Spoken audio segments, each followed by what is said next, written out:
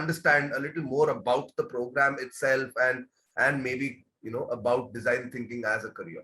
I'll tell you first a little bit about why I chose this path itself. After architecture, I was thinking that I would probably do a master's in architecture, specialize in maybe say town planning or urban design or landscape. I was just wondering which one to specialize in, and in fact, I went to SEPT University, and I went to like figure out a little more about these programs. But when I started looking into these programs, I started feeling like it's too much of a specialization for me, and I wasn't ready to make that kind of a decision. Do I want to be a town planner for life? Do I want to like learn so much about this very specific area? And I was wondering, why do I want to do a master's in the first place? Is it because that's the traditional path that we all follow? You do a bachelor's and then you do a master's and then you just specialize. So all of these questions were running in my head, and I was wondering, should I just do an MBA and be broader? So one thing that I wanted to do is to open out more options rather than close in on one specific field. So that's something that I figured out right after, say, working for a year. This was a question that was running in my head.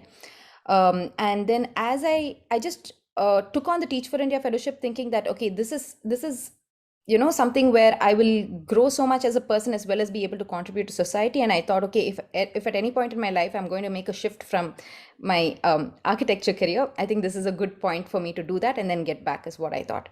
But when I was doing the Teach for India fellowship, I had a major aha moment when we had when design thinking was introduced to us to apply in the fellowship.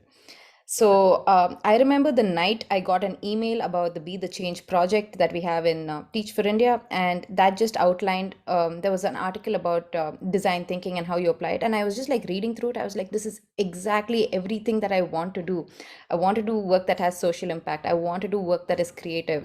This is the part of the work that I enjoy the most. Even with architecture, the part that I enjoy the most is the really understanding your clients' requirements, really doing that research and seeing how you can prototype and get something exciting going. But that is like about 10-15% of what we do, and then after that there's a lot that goes into implementation.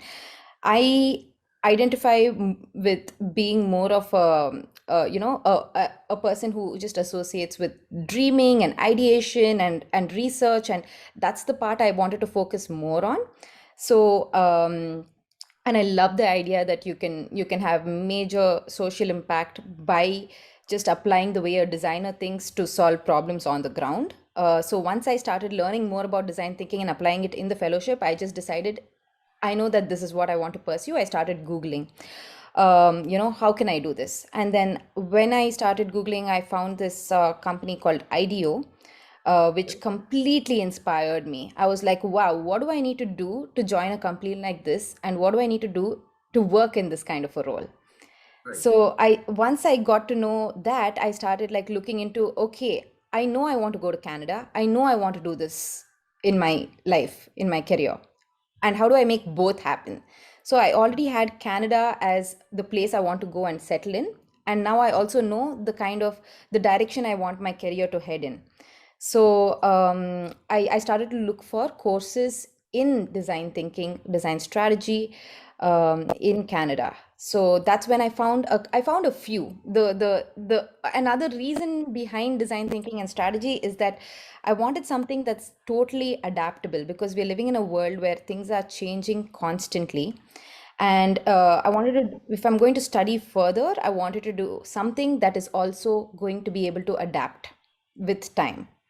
So I felt like, okay, if I learn design thinking, it's a skill that will help me go forward for a long period of time with work. I know that it's something that's adaptable. I know I didn't feel the same way about specializing in architecture, so that's why I felt like, okay, this is for me. And sometimes I think with these things, you have to listen to your intuition, and you have to listen to a bunch of things, and there are so many different factors that just have to align and that just have to feel right for you.